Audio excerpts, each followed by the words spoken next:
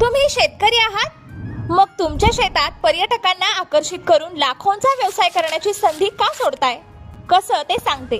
त्यासाठी पूर्ण व्हिडिओ बघा. ॲग्रो टुरिझम बिझनेस म्हणजे शेतात पर्यटकांना गावाकडचं साधं आणि निसर्गमय जीवन अनुभवण्याची संधी देणं. हे सुरू करण्यासाठी तुमचं शेत आकर्षक बनवा. तंबू, झोपड्या तयार करा आणि त्यांना पारंपरिक जेवण द्या. फार मोठी गुंतवणूक लागत नाही. तंबू आणि स्वयंपाकाचं सामान स्थानिक बाजारातून सहज मिळू शकतं. पर्यटक येण्यासाठी सोशल मीडियावर पेज बनवून व्हिडिओ टाका. महत्त्वाचं म्हणजे शहरातील लोकांना असा थेट अनुभव आवडतो.